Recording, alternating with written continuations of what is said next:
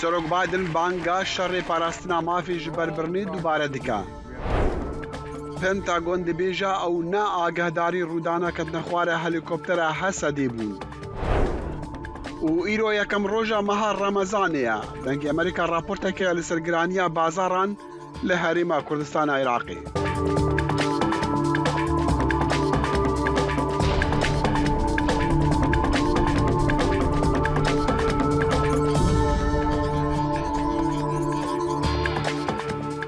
بالصلاة وريزن قرم بخير هاتن برنامج كورت كونكشن جدنجي أمريكا لواشنطن.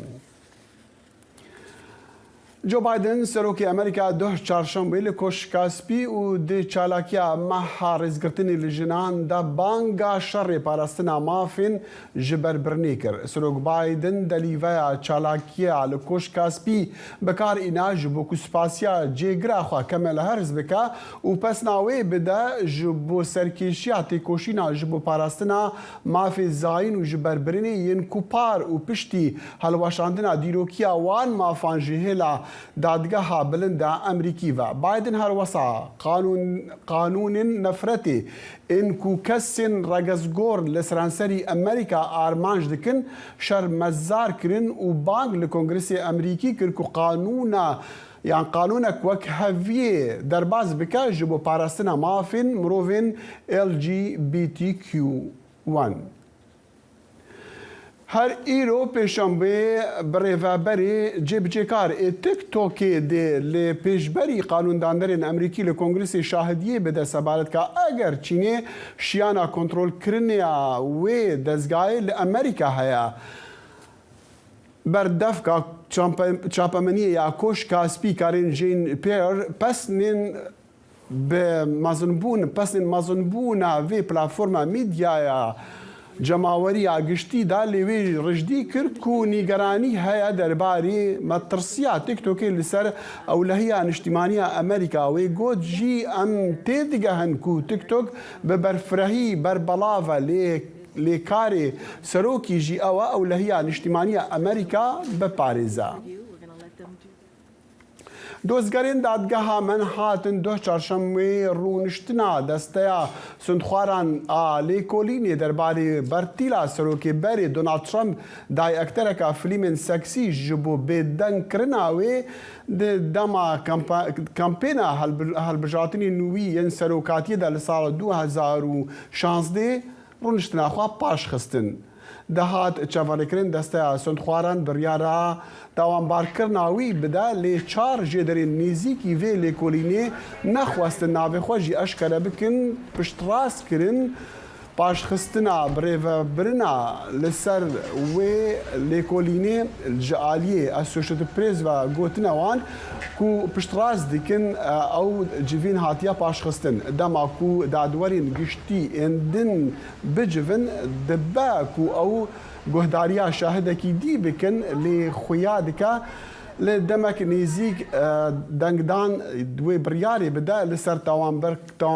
كرنا سروكي بري بوي تاواني يانجي نا دستيا سندخوران ليكولين ديكا لسر تفليبونا ترامب ببرتيلا $130,000 هم بري بدن كرنا خانم ستورمي دانيلز كو دبيجا وي بيوانديا سكسي بترامب راهبو جبرچی دادگاه یان روشنا ایرو دادگاهی هات باش خستن دکتر صلاح الدین احمد پروفسوری سیاست ل یونیون کالج لشاری نیویورک استاجاری کتر لگل معنا بیانی باش دکتور دزانم امرو او حوالهات که دادگاه دواخراوه یان بریار لسر تاوانبارکردنی سروکی پیش دواخراوه هو کان چی بون؟ بله اوی من تی بگم راستی بو اما مسئله دیار هنگاوی کم تومت بار کردن دوای تومت بار کردن او ترامپ بیت لدادگاه منهاتن وکو اشارت بکرد آماده خوی بابلین پیشان بدال دوی آماده بیت دوای او پروسی اینجا دادگاه دوای دیار او کاتی که اچه بو وی رنگ هر هرمان روز با بڵێن ئەیزنی بدەن بڕوات ئەوە احتیمالی زۆرترە ئەگەر شتیواش ڕوو بدات دوای پرۆسەی دادگاکە بۆ خۆی زۆری پێچێ بەڵام ئەوەی کە ئێستا لەم مەرحەلەیە ئەوەی دەستەی سوێن خواران وەکو فەرمووت ئەگەر ئەوان بڕیار بدەن ئایا تۆمەتبار بکرێت یاننا ئەمە لەو قۆناغەیە مەسەلەی دواخستنەکەی ئەشێت پەیوەندی بەوە هەبێت کە شاید حاڵی کە ببینن قسەی خەڵکی کە وەرگرن لەسەر ئەو قەزیە ئەو تاو شوێنەی کە ئەزانین تاکو دوێنێ لانی کام یەکێک لە شاید دیارە یەکێک لە شاید حاڵەکان وەکو گوتت کە وا بزانم دوێنێ لە دادگا بووە دیارە هەندێ وەکو بڵێ بەڵگەی هەیە کە هەندی شتی نوێی هەیە بە تایبەتیش لەسەر وەکو بڵێ پارێزەری پێشووی سەرۆک دۆناڵد ترەمپ کە خۆی کەسی یەکەمە لەم کێسەدا. بەڵێ منیش بەڵێ ڕێگواسیەواکەم ئەگەر هەر هەمان مەسەلە بێ ئەو مەسەلەیە بەوە ناچێت زۆر ڕێڕەوی ئەم لێکۆڵینەوەیە با بڵێن بگۆڕێت بۆ چونکە گومان خستنە سەر متمانە و ڕاستگۆیی مایکل کۆن لە دوا دەرەنجامە زۆر شت ناگۆڕێت لەبەر ئەوەی ئەو شتانەی کە مایکل کۆن خستیونێ تێ بەردەم دادگا زۆرترینیان ئەگەر هەمویان نەوێ بە بەڵگەنامەوە پێشکەش کردو بە تایبەتیش لەبەر ئەوەی کاری خۆی پیشەی خۆی یاسایە وەنیا لەبەرەوەی وەکیل بووە لەبەرەوەی پارێزەر بووە و لەبەرەوەی پارێزەری شخصی ترۆمپ بووە ئەو شتانەی زۆر بەوردی لێک داوەتەوە و خۆشی لە لێدوانێکە دوێنێ شتێکی لەو بابەتی وت بەڵام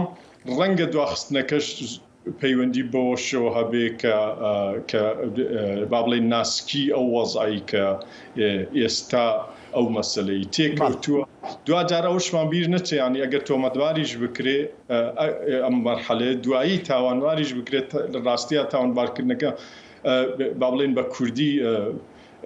ئێستا وشێکی وان پێ نییە ئەوە دیاری بکەم بەڵام ئەمەوە بڵم کە تاوان وەکو تاوان نییە یعنی قەزیەکە مەرحەلەی یەکەم لە خراپترین حاڵەتە دوایی ئەگەر ئەوەی کە کردوێتی با بڵێن ئەگەر بە شێوەیەکی ئانقاست ئەو بەرتیلەی بەکارهێنا بێت بۆ بە دیژی با بڵێن ڕێو شوێنەکانی بە ڕێوبردننی کامپینی دەنگدان دو ئەگەر ئەو مەسەلەیە پەیوەندی بە تاوانێکی ترەوە بێ بە هەڵێکی ترەوە بێ اینجا بەو دوانە بە یەکەوە تۆزێک دەکەی سەختترەوێت کە ئەو پەڕی بۆ حاڵتێکی ئاسایی ئەو پەڕێ بێتە 4 ساڵ حکومەکەی کامل لە خراپترین سیناریۆ و خۆمان دەزانین چەند کێسی تر دژی سەرۆکی پێشوو دۆناڵد ترەمپ هەیە بەڵام دکتۆر سەلاحەدین دەمیر پرسیاری ئەوە بکەم یعنی پێشبینی دەکراکە توندوتیژی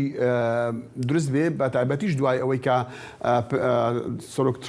سەرۆکی پێشوو ترەمپ پەیامێکی هەبوو ڕۆژی شەمە ڕابردووە ئێستا بارودۆخی ئەمنی شاری نیویۆرک چۆنە چی هەچی نیە و پێشبینی چی دەکرێت؟ بەڵێ دیارە بۆواتێ بۆ هەموو لایەک کەمتر بوو با بڵێن دژواری خۆپیشاندان و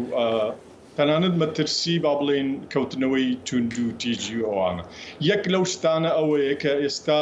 زۆرتر خەڵق لەوە حاڵی بووە کە تۆمەتەکان هەچ شتێک بن لێکدانەوەکان یان لە هەواڵەکانە ڕۆژنامەگەرێک یان سیاست مەدارێک هەرچیەکەڵێت شتێک کە زۆر گرنگە ئەوەیە کە یاسا لە ویلایەتی نیویۆرک سربەخۆیە و ئەم مەسەلەیە ئەوها مێنێتەوە کەس ناتوانێت دەستی تێبخات دەسەڵاتی یاسایی بۆ خۆی سربەخۆ دەسەڵاتی اینجا لە ناو دەسەڵاتی یاسایی دەسەڵاتی یاسایی ویلایەتێک شتێکە کە پەیوەندی بە هیچ دەسەڵاتێکی کەوە نییە ئەوەی کە ترۆمپ باسی کرد زیاتر پەلاماردانی دەسەڵاتی یاساییە و ئەم مەسەلەیە پێشتر کراوە دیارە ترۆمپ ئێستا ئەوێ هەموو ئەو جۆرەشتانە بۆ قازانجی خۆی و هەڵمەتەکەی خۆی وەربگێڕێت وەکوی کە پێشتریش کردوێتی بەڵام لەگەڵەوەشا باوەڕ ناکەم یعنی مەترسیەکی گەورە نە لەسەر ئاسایشی مانهاتن و بە شێوەیەکی گشتیش نیویۆرک دروستکە نە لەسەر کەمپینەکەی خۆشی بەڵێ. دکتر صلاح الدین ئەحمەد پرۆفسۆری سیاست لە یونیۆن کاڵج لە شاری نیویۆرک زۆر سوپاسی جەناب دەکەین. سپاس ڕۆژێکی خۆش. دەنگ ئەمریکا جافکانیەکە پێباوەریان و چاو ئاگاهیان.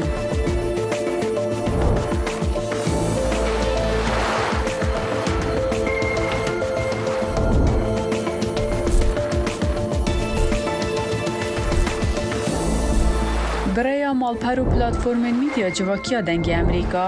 bala xwe bidin pêzanîn û nûçeyên cîhanê.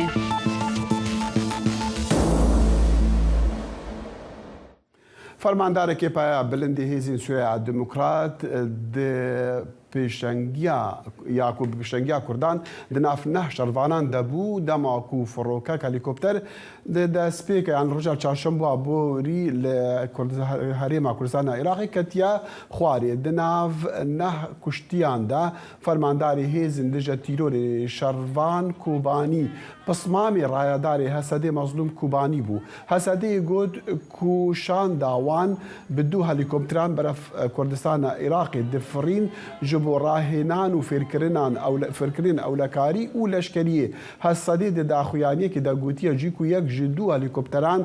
ku yekeyên dije tîrorê yên Hesedê di birne Silêmaniyê êvala roja çarşembê heftiya borî ji berkeş û hewayê xirab ket û di encam de neh şervanên wan hatin kuştin. Pêş rojan piştî wê serhatî Wezareta Berrevaniya Amerîka got wan ne ji dûr ne ji nêzîk kontrol û agahî li ser wê rûdanê hebû. Berdevkê Pentagonê ev ji peyamnêra re got.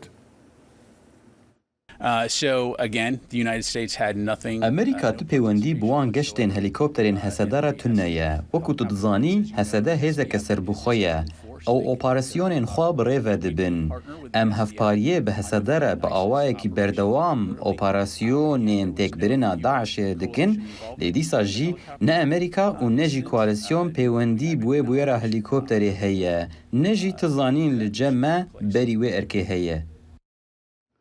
Berdevkê Pentagon got jî Hesedê yek ji wan hêzana ku Amerîka piştgirî û alîkariyê dide wan di şerê dijî tîrorê de lê tekkez jî dike ku hêzên Emerîkî li Sûriyê ne beşdarî hevkariya wan hêzana bi hêzên dije tîrorê li Silêmaniyê. Hesedê hevparekî hêja di rûbirûbûna Daişê de ye û em ê vê hevpariyê bi Hesedê re berdewam bikin heta ku Daиш bi tevahî were têkşikandin. Em gelek hêzan li seranserê cîhanê perwerde dikin, gelek ji wan operasyonên xwe bi rê ve bidibin. Lê dîsa jî di vê haletê de wekû tu dizanî pêwendî û beşdariya wan me nebû. Ez nizanim bi çi hewayê din vêyekê ji te re bibêjim ji bilî ku wê dubare bikim. Di demên dawîda çekdarên Komaleya Dewleta İslamî Daeş li Sûriyê akîftir dibin lê kolerên taybetên çalakiyên Daişê di wê bawerê de ne ku wan Daeş yan hêzên Daeş delîve ji mijûlbûna cîhanê bi ertêşa şeşî meha Şubatê li Tirkiyê û li Sûriyê wergirtine û derfet pêkînane ji bo êrîşan bikin. Zana Ömer Peyanî dengê Amerîka li Qamişlo pêdaçûnek kiriye. Aktivbûna şaneyên Daişê û êrîşên wê di meha Sibadê de bi awayekî berbiçav zêde bûn. Her wiha fermandariya navendiya Amerîkayê roja sisiyê adarê ragihand got hêzên wan di meha Sibata heman salê de 48 operasyon dijî şaneyên Daişê li Sûriye û Iraqê pêkanîn. Li gorî daxuyaniya hêzên fermandariya navendî, 15 operasyonên koalîsyonê bi hevkariya Hesedê pêk hatine. Lêkolîner sedemên çalakbûna Daişê bi bandora erdheja 6 Sibatê ve girê didin. ew dixwaze ev zarfên hayî istiqlal bike heta ku carekê dînê dîsanî xwe li herêmê îspat bike bi cî bike. Ya dînê jî ku girêdayî vê jî yanî ev herêmên ku Daeş tê de zêde xwe pêş dixîne piranîn wê herêmê yanî گرک بن سروریه رژیم و ایران و روسیا دبن. هسه دید دسپیکا آداره ده جاره کردن هیزن نافدولتی درباره اکتیفبونا داعشی هشیار کرن. رای دارن ریوبریا خوسر دیار دکن گو عردهش باندوری لسر دوسیا داعشی بگشتی دیکه نخاسم گو بحزاران چک دارن داعشیین هری تند دی گرتیگهان دنه گو آواهی آوان گرتیگهان ناسینه. راست يعني جخوا عرض هج باندور الحمو سازيادك الحمو آواهيا كرنو هركز زان آواهيا يقول جمع آواهيا كرنن بتايبت جيه قرتيقاها جيه قو داعش تين قرتن تين حواندن آواهيني پر كرنن نقو قرق بفن جيه حبسان نقل كي سرخاني يعني عرض هجك رحت كاره هلوشيني وأف داعش جارك ده كاره جيه بازن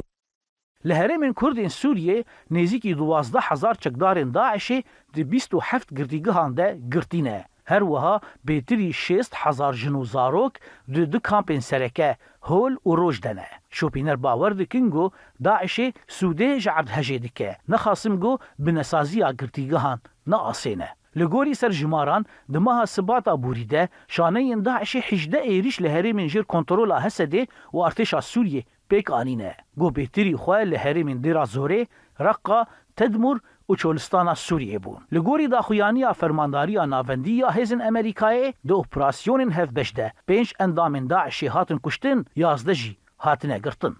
زانا عمر دنگی امریکا قامشلو. نهاجی دمی برگه لگل روداوکانه و هفکار بالین صالح. بالین فرمو. سپاس دخیل خوش هاتنەوە بۆ لەگەڵ ڕووداوەکاندا ئیسلامیستیەکان لە کۆمەڵگەی کوردیدا هەڵوێستێکی تونتریان واندووە بە بەراورد لەگەڵ ساڵانی ڕابردوودا بەرامبەر جەژنی نەورۆز و ئەو جەژنە نەتەوەیی کورد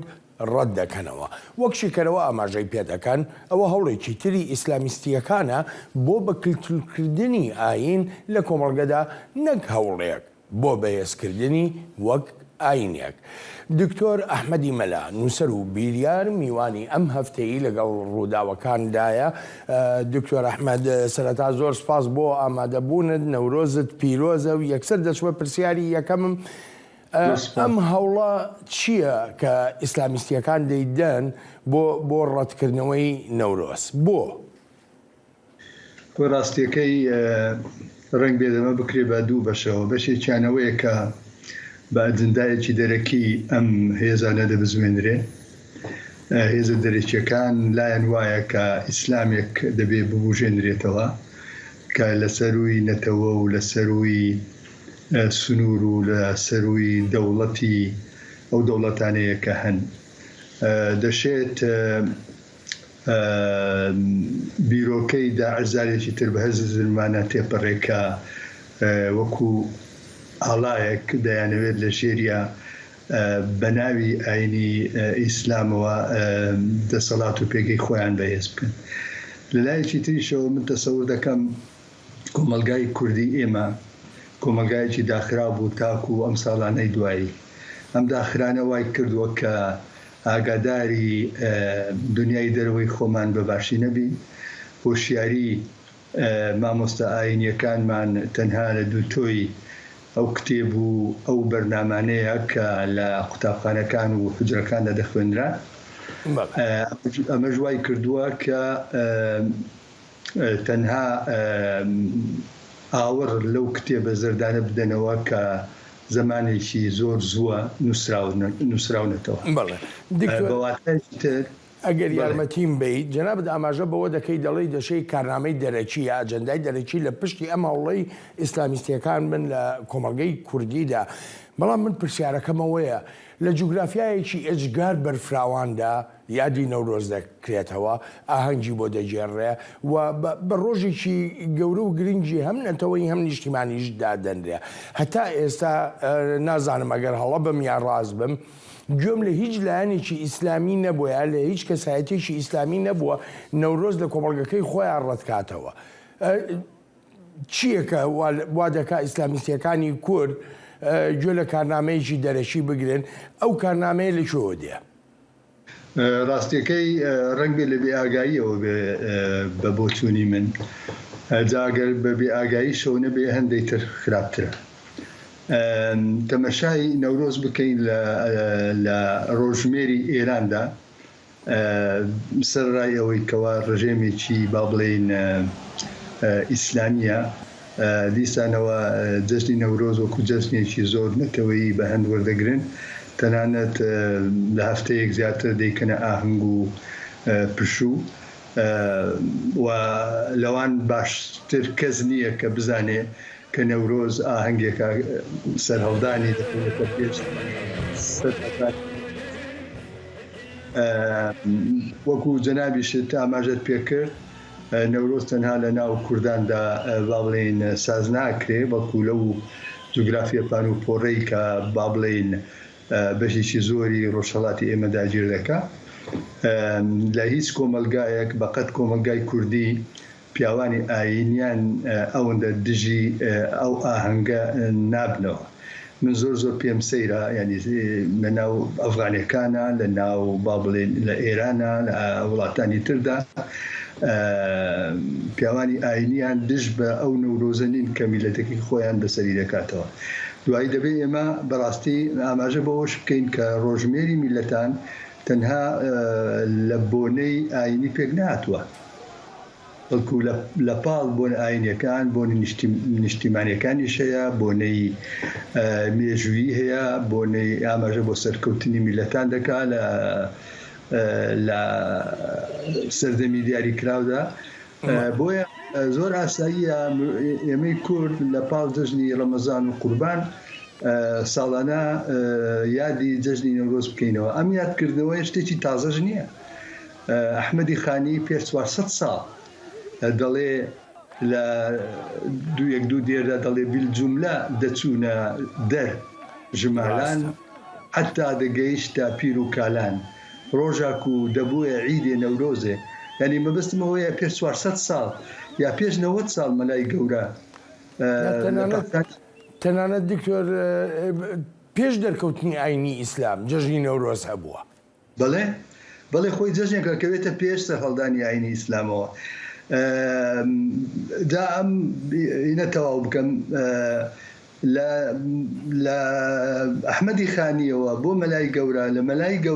گەورەوە بۆ پیرەمێرد بە وەرسەرخانێکی بنەڕەتی دادەنرێ کە ئیدی لە پەنجاکان بەسەرەوە جەژنی نەورۆز دەبێتە جەژنێکی نەتەوەیی جەژنێکی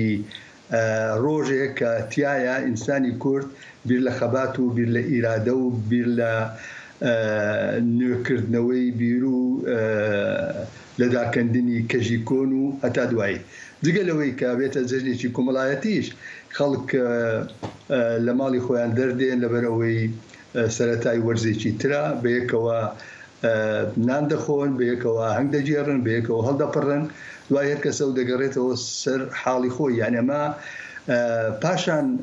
ئاگری نەورۆز ڕەمزێک نییە بۆ بتپەرستی یا بۆ دروستکردنی لایەنێک بۆ خوددا ئەگەر لە ڕووی دینی تەمەشای بکەین بەڵکو ئەم ڕەمزە داماڵراوە لە لایەنە بڵێن بتپەرستیەکەی بەڵکو یا ڕۆژپەرستیەکەی یا ئاگر پەرستیەکەی تەنها ڕەمزێکە بۆ نوێبوونەوە بۆ کۆتایی هێنانی ڕۆشنکردنەوەی ئەو دنیایی کە تیایدا دەژین دکتۆر لە بەرامبەر ئەو جۆرە گوتارەدا بۆ ڕەتکردنەوەی نەورۆز هەڵسەنگاندنە چییە بۆ گوتاری ئەو لایەنە ئیسلامیانەی کە بەخۆیان دەڵێن لایەنی میانڕەون من بۆ خۆم هەندێک وتارم بینیوە ینی دەنووسێت و ئیتر هێشتا وەکو بڵی لەرەرێکایە خۆی یەکلایی ناکاتەوە ئەو گوتاری میانڕەوی ئیسلامیە دەتوانێت بەرەنگاری ئەو گوتارە تونڕەوە بێتەوە لە کۆمەڵگەیکی وەکو کوردیا خۆی بەڕاستی دەبێت ینی کۆی گوتاری دینی ببێتە هاوپەیمان و پاڵپشت بۆ گوتاری نەتەوەی چونکە لە مێژووی میلەتاندا لە ساتە وەختێکدا کە ئیتر ئیمپراتۆریەتەکان لە ناو دەچن ئیتر ئیمپراتۆریی مەسیحی بێ یا ئیسلامی بێ میلەتانی لەسەر کە دابەش بوون لەسەر جوگرافیەکی دیاریکراو بیر لەوە دەکەنەوە کە دەوڵەتی نەتەوەی خۆیان دروست بکەن لەم وەرچەرخان و لەم حاڵەتە دەیانەوێت سنوورێک بۆ نەتەوەی خۆیان دروست بکەن پەیوەندیەکی تر دێتە ئاراوە لە بینی مرۆڤ و خودای خۆی یعنی بە شێوەیەکی تر ئەگەر بڵێ ئەو دەمە ئاین دەچێتە خزمەتی تاکەکان و خزمەتی نەتەوەیەکی دیاریکراوە نەک بە پێچەوانەوە ئەوەی کە لای ئێمە تاوکو ئێستا بەرقەرارە بە شێوەیەک لە شێوەکان ینی دەیانەوێت ئینسان نەتەوەی کورد بکەنە خزمەتی دین ئەمە بەڕاستی لەو بوتارەوە من دەتوانم مەولانە خالید لەیەکی لە نامەکانە دەڵێ ئێمە دین و دنیامان قبوڵە بە مەرجێک دنیامان قبوڵە ئەگەر لە خزمەتی دین بێ ئەم گوتارە سەلەفیە تاکو ئێستا برێوی هەیە لە کۆمەلگای ئێمە بەڵام ئێمە دەبێت ئەم دوولایەنە جیا بکەینەوە کێشە ئاینیەکان کێشەی تاکن کێشەی شەخسین پەیوەندی بە بیر و باور و بە عەقیدەی تاکەکانەوە هەیە ئەوەی تریش ئەو کۆمەلگەیەیە کە لە سنوورێکی دیاریکراودا دەژێ یعنی ئێمە وەکو کورد لە سنوورێکی دیاریکراومان هەیە لەم سنوورە دەبێت گوتارمان هەڵهێنجراوی یا با بڵێن بەرهەمی ئەم سنوورە بێت ئەگەر بێت و بانکچە بۆ ڕەهەندێکی یونیڤەرساڵ و ڕەهەندێکی جیهانیش بکە بەڵام ئەمێ دەبێت خاڵی وەرچەرخانویە با بڵێن خاڵی سەر هەڵدانی لەو سنوورە جوغرافیایی خۆی بێ بەڵێ دکتۆر دواپرسیارم کاتمانەوەندە نەماوە بەڕای جەنابەت ئاینی ئیسلام لە قەیرانێکی ئەوەندە قوڵدایە کە پێویستی بە لایەنی ئیسلامی هەبێت داکۆچی لێ بکات و سەر لە نوێ بیسەپێنێتەوە یان ئایا کورد قەیرانی ئاینی هەیە تا لایەنی ئیسلامی نوێنەرایەتی بکات خۆی بە تەسەوری من ئیسلام وەکو ئاینێک یعنی تێپەڕیوە لەوەی کەوا با بڵێن پرسیار لەسەر خۆی دروست بێ بۆ مەدەستەی ملیارێک زیاتر مرۆڤی موسڵمان هەیە لەو ملیارەیە بەشێکی زۆریان ڕنگ بێت پراکتیکەی یا ممارەسەی شاعیر و تەقسی خۆیان بکەن لەو ڕۆوە هیچ بڕوا ناکەم هیچ بحران و هیچ قەیرانێکە بێ بەڵام ئەگەر تۆ بتەوێ بە ناوی ئیسلامەوە بەرەو ڕووی دنیا بیتەوە وەکو بەدیلێک با بڵێن وەکو بەدیلێک تەمەشای بکەیت کە ئیسلام دەتوانێت کۆی تەنگژە و کۆی قەیرانەکانی دنیا چارەسەر بکە ئەمە خوێندنەوەیەکی هەڵەیەوە بڕوانە لێرەوە ڕنگ بێ ئەوە سەر هەڵبدات کە دینی ئیسلامی قەیران خۆی بۆ دەکات. بەڵێ دکتۆر ئەحمەد زۆر سوپاسە دەکەم بۆ بەشداریەکە جارێکی دیش نەورۆزە پیرۆز.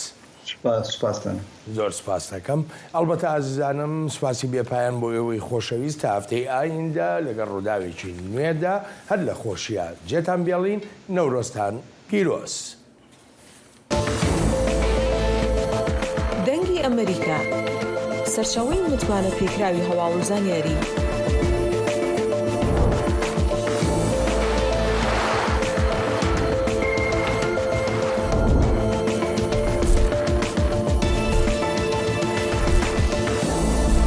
لە ماڵپەڕ و تۆڕە کۆمەڵایەتیەکانی دەنگی ئەمریکاوە ئاگاداری هەواڵ و گۆڕانکاریەکانی جیهان بە.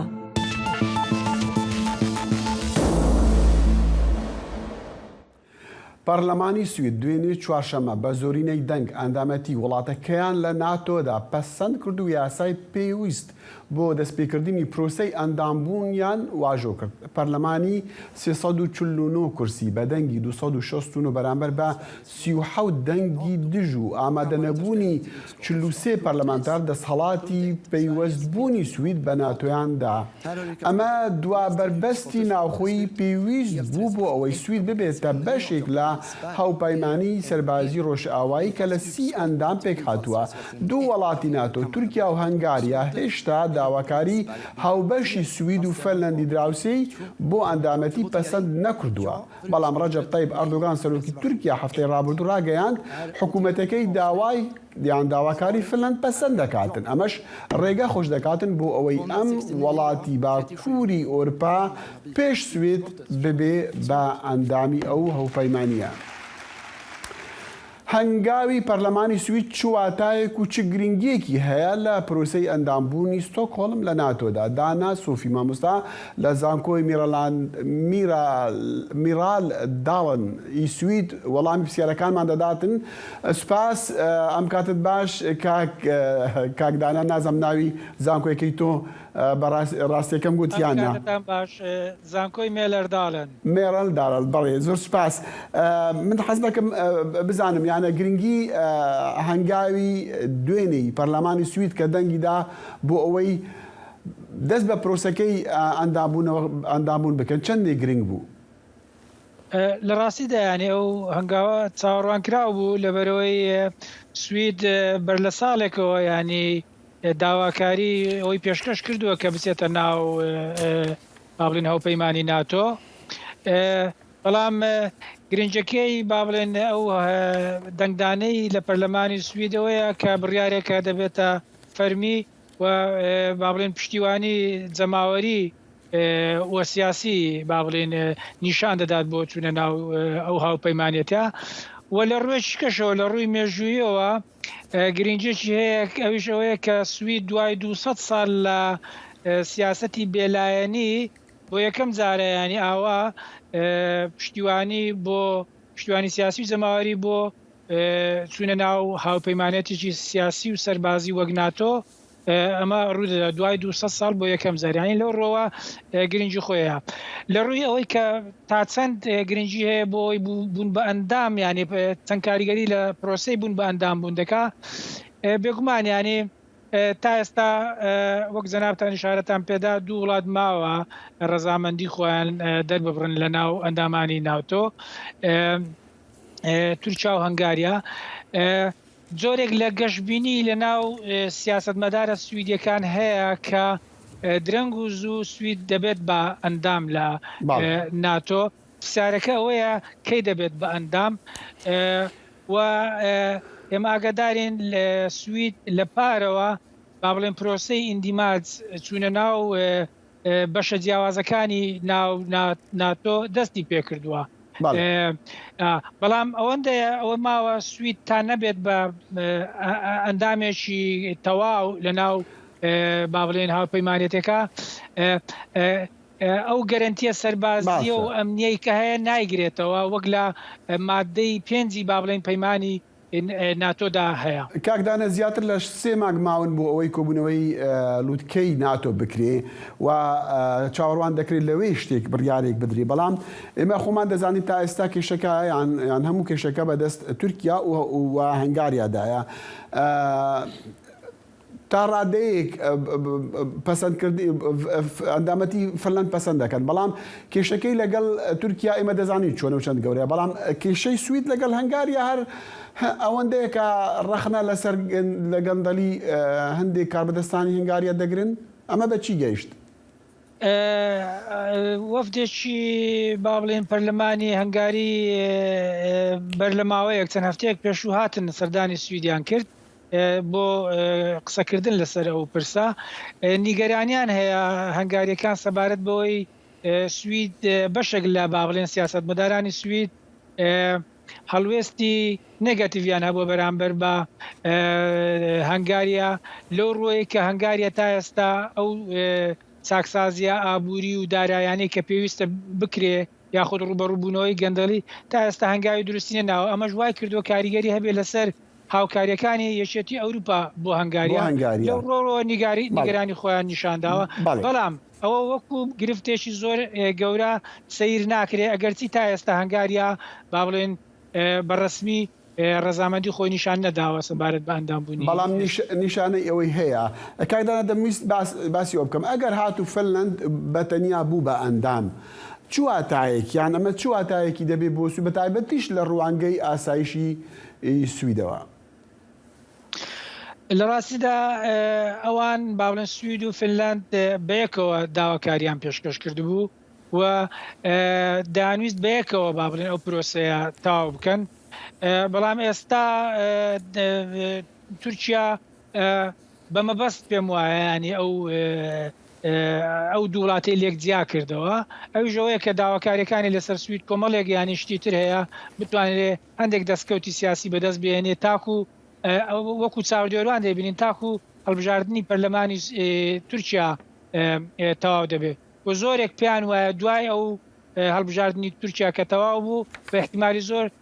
هەڵوێستی تورکیا بەرامبەر بە سوید لەوانەیە بگۆڕێ وەکو گوتیشم ینی سوید تەنیا ئەوەی کە ماوە ببێتە ئەندامی کامل لە ناو ناتۆ ئەوەیە کە مادەی 5 بیگرێتەوە مادەی 5 گەرنتی پاراستنی هاوبەشی سەربازی بە سوید دەدات یانی لەو ڕۆوەیە ئەگەر نا پرۆسەی ئیندیماجی سوید بۆ ناو ناتۆ لە پارەوە دەستی پێ کردووە با بڵێن لەسەر زۆر ئاست لە زۆر گروپی ناو ناتۆ ئەو ئیندیماجە دەستی پێ کردووە کاک دانا پرسیاری کوتایم ئەوەیە لە چەند مانگی ڕابردوودا قەت سوید ملکەچی داواکاریەکانی زیاتری تورکیا بووە یان نا بەداخەوە ئێستا لە سوید جۆرێک ینی لە تێگەشتێکی وا هەیە کە داواکاری ئەندامەتی چونە ناو ناتۆ با بڵێن باڵەپەستۆیەکانی یاخود شارەکانی تورکیا لەسەر سوید بۆتە هۆی ئەوەی کە جۆرێک لە بەرتەسکردنەوەی سنووری ئازادیەکان لە سوید دەست پێ بکرێت بە تایبەتی بەرامبەر ئەو گروپانەی کە بە تیرۆریست ناسراون یاخود بە داواکراو ناسراون بە تایبەتیش کورد وەکو با بڵێن ئامانج کراوە لەو نێوانەدا بە ئامان ژیراوە لەو نێوانەدا دەبۆیە لەوانەیە هەندێک گۆڕانکاری لە چوارچێوەی یاسایی لە سوید کە کاری با بڵێن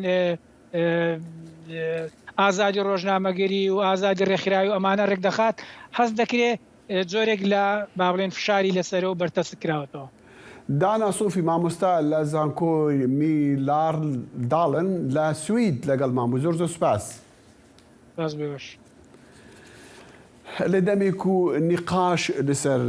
ئەنجامن یان ڕەوشا پشتی ئەردهەژان لە تورکیا تێکردن دیسان نیقاشن لەسەر هەلبژارترین تورکیاژی هەرتین و گەرمتر دەبن ئۆزدەم یاساک هەفکارەمە نەها بمەڕە لە ستودیە ئامادەش بوو ئەم وان هەردوو ڕوودانین گرنگ بە هەبڕا گرێ بدن چ تشتی نو هەیە بە تایبەتیش لەسەر مەسەلا ڕەوشا پشتی ئەردهەژی بله نیقاشین پشتی اردهیجه و باندورین اردهیجه داخل بتوندی بردوام دکن دما کو اردهیجین پاش یین پچوک هر روز بردوام دکن هری داوی ایرو سه اردهیجین دن لهمان حرمان پیکاتن کو یک جوان گلک هزدار بو به پلیا 5.3 پیچه بو نیقاشین دما کو ترکیه دکور پیواجویا هلبجارتنه هم حکومتا اردوغان و هم جی پارتیین سیاسی ین اپوزیسیونه مجار و باندورین اردهیجه وک روژه وک هری گرینگ یا پیش یا هلبجارتنان د کمپانیای خدا و د نقاشین خدا در دخن پیش داخل بله اوزم دخواست بزنم اما دو بهیس کو هدفی داخویانین خدا دبیجه کوان نامزد نابا به اشکری جنا بجن اوی پشتگیریه چه نامزدی بکن کلشدار اغلو کسی کو یکی کو اگر بفین پشتگیریه بکن لیمن دخواست بزنم هدفی چه پلان هیا چه دبیجه بترشوینه بله پشتی کو دو هدفی که او اتفاقا کد او آزادیه به هفره وک هف پیمانی اختیار کرن که اوی ده هلبجارتنان ده بر بجارک نشان ندن لی ایرو HDP جوینک دو یا جواکا خواه گروبا خواه لدارخص لی استنبولی نه لی استنبولی سر اردهیجه راپورتک راگهاند و لور هفسروکا HDP پروین بولدان گوت که تیوی که مناوک ندایه کو امی پیشگیری کی بکن لی ام دزانم کو هلبجرین ما اوی بدن بربجری هری دموکرات و او دزانن کینه هر وها بولدان دست نشان کر کو اوی دروژین پیشته ناوک جی بدن کو اوی پیشکریا کی بکن هر وها نقاشین و ساجی لبنده کو دروجن پیشته HDP ناوک بده کو خویاد کی کو اوی کمال کلشتاروğlu به البته کو بباریان او کو کرجال خصوص دانا کو اوی سیستمی سلوکاتی نه له بکسر سیستمی پارلمانی او یک جخاله بند خواز بزنم دادگاهی 2 بریار دا کو داخواز HDP رد کردن کو گرتنا پارتیوان پاش بخنها تابشتی هالبجاتنا راست داخل پشتی و بریارا دادگاه قانونا بنگهین دو ایواره هفسروک دنین HDP میتها سانجار بشتار پروگرام یک تلویزیونی بو اولور بفرمی اشکره کرکو اوی HDP جبر و خطریه لسرنا و خونه که و هلبجارتنی لشونا ویده به پارتیا چپ یا ککس بکه و هلبجارتنا بقل که بکرتی کی نامزد نهای سلوکاتی لپیشت براوار گرتنا دا لور تشتك جدا هي ريجيا Kılıçdaroğlu ligorde anketin kuda hafteyin bori de hatine kirin teni eğer ittifaka neteve ya namzeti Kılıçdaroğlu'ya de farka Erdoğan unavberavide sedici yek hatta çare le demaku dengen HDP'ci le serve zede bike ev fark der hatta sedi sezde zede be spas ozdam gelek spas bale اسطنبول باجری هری مزنی اروپایی لج غزبا ارتحجین مها شباتی یلی ترکیه رزگار بو لی سروک شارداریا باجر هوشیاریا دده کو آواهین باجر هند خرابن بوی واتای کو کارساتک مزن لهر دمکی اگر ارتحجکدی چی بو و جارکدی بقوبه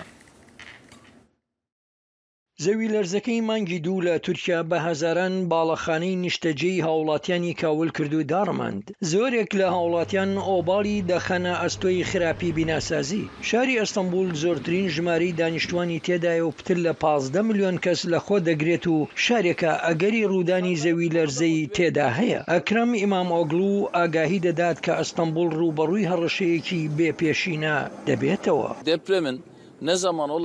ئێمە نازانین کەی زەوی لەرزە لە ئایندەدا ڕوودەدا ڕێگە بدەین هاوڵاتیانمان لەو باڵەخانانەدا بژین کە ڕەشەیە بۆ سەر ژیانیان خوا نەکردە وەک ئەوەیە بە مەبەست پشتگوێیان بخەین هەتا بمرن ماڵپەڕێکی شارەوانی هەیە کە ڕێگە بە دانیشتوانی ئەستەمبول دەدات داوا بکەن پشکنین بۆ سەلامەتی خانوەکانیان بکرێت بڕیارە ئەم باڵەخانەیە بەوەی خراپی بنیادنانەوە بڕوخێندرێت هاوکات باڵەخانەکانی دیکە وا بنیاتەکەی بەهێز دەکرێت و ئەوەش بەو پارەیەی پێیان دەبەخشرێت و هەروەها ئەو قەرزەشی دەدرێتە دانیشتوان بەڵام زۆرێک لە هاوڵاتیان دەڵێن پارەیان نییە و ئێستا ئەوانە لە ژیانی خۆیان و خێزانەکانیان دەترسن baba evim var. ئەپارتمانەکەی خێزانەکەم لە باڵەخانێکی 5 دایە و زۆر کۆنا هەروەها خێزانی براکەشم هەل لەو باڵەخانەیەدا دەژین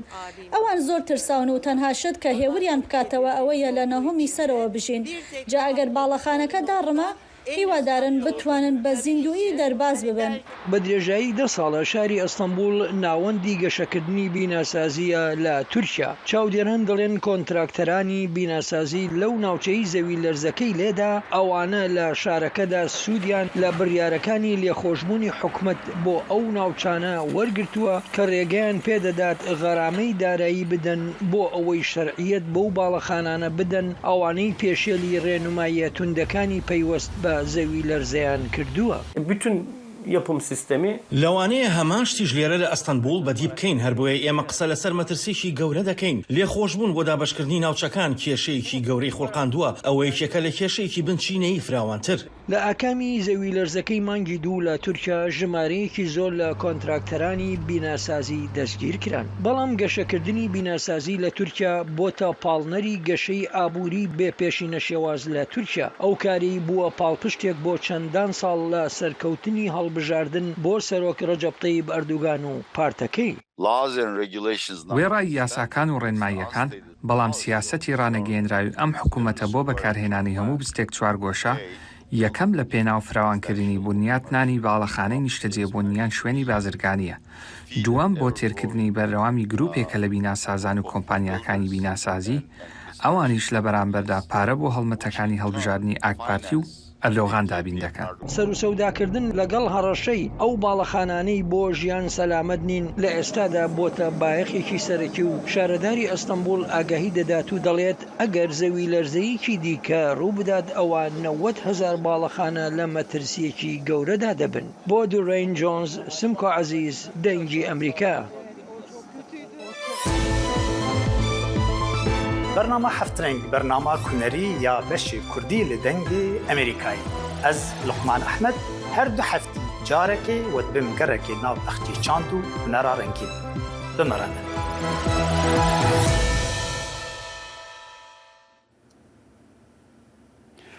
لەگەڵ ئەوەی چەند مانگێکە نرخی بازار لە هەرێمی کوردستان گران بووە، بەڵام هاتنی ڕەمەزان ئەوەندەی تر نرخ بەرز کردوتەوە و هاوڵاتیان گلەیی لە زیادبوونی نرخ دەکەن و دەڵێن ئەمە بۆتە بارگرانی زیاتر لەسەر ژیانیان. پەیامەری دەنگی ئەمریکا سنوور کەریم ئەم راپۆرتەی ناردووە.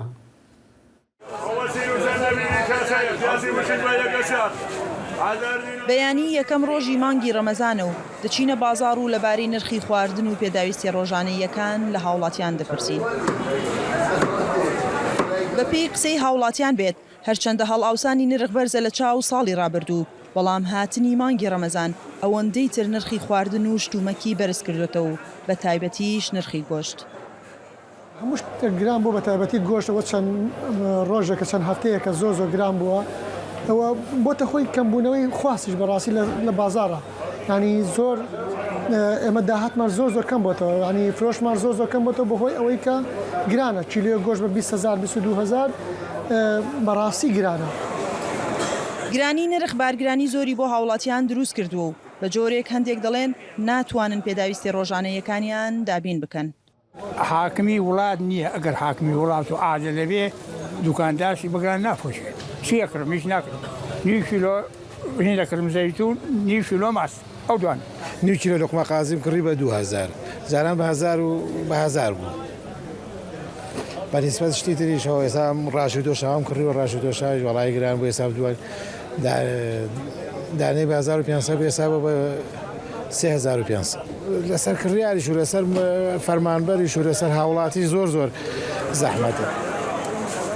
بە مەبەستی کۆنتڕۆڵکردنی کوالێتی و نرخ لە بازارەکاندا لیژنە هاوبەشەکانی قایمقامەتی سلێمانی هاتوونەتە ناو بازارەکانی شاری سلێمانی. لیژنەکان لە چاودێریکردنەکەیان چەندین وەسڵی سەرپێچیان بەرامبەر بە گرانی و خراپی کوالێتی تۆمار کردووە. دەیانەوێت بە درێژایی مانگی ڕەمەزان بەردەوام بن لە چاودێریکردنیان. لیژنەکانمان بەردەوام لەگەڕیان لە ڕۆکو پێشووتر لە مانگی ڕەمەزانی پیرۆزدا بەردەوام لەگەڕانە و بە پێی جۆری سەرپێچێکە ڕێکاری یاسایان لەگەڵا گرینە بەر ڕوبەڕووی یاسایانەکەینەوە جۆر سەرپێچەیە بە غرامە لەوانە بێ غرامە بکرێت یا بدرێ بە دادگا بە پێی جۆری سەرپێچەکە ئیجاعاتیان لەگەڵاکەن.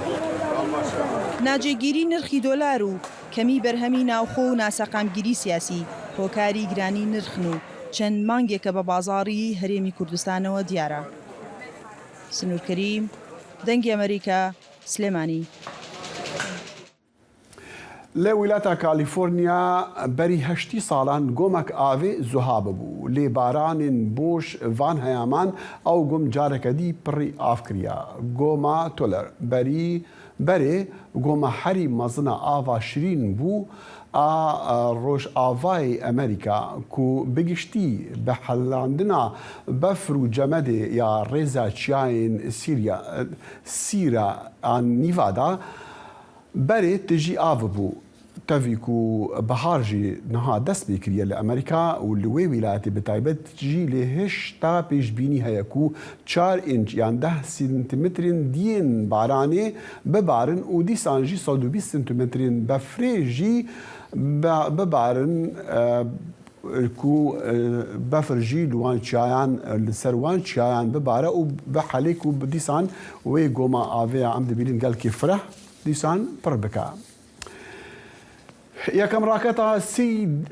3D و دibêjinê sêalî ya cîhanê doh çarşembeyê bi serkeftî hat avê tin ku ji bo Kalîforniyayê serketine gelkê mezin bû eger çî berî niha ew serketî nebû dû carên berî niha jî. Hewildana serketî de hewildana ya sêyem bû. Raketa tîraniyek a bê gemîvan ji Florîda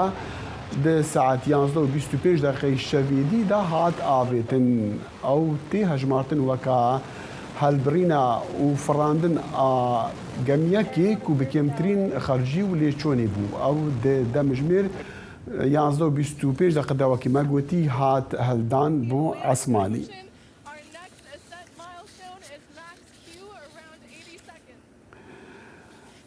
دیسان مع پیامکی دی هیا قضاین یان رودانین خوازایی کو اوجی ل پیرویا پلیس کی پیروی کو هاوارچونی بو ل دما اپراسیونا رزگار کلی قربانیان ج عرض خشینا کا عرض اوجی کت نافوی وکا هات رزگار کل دیار بو او فيديو الماديتين انوي عرض هاجي بونكو لبيرو قومين دي چنديمتين دماهيا برنامج كنت كناشن هطا صباحي يطان رجوع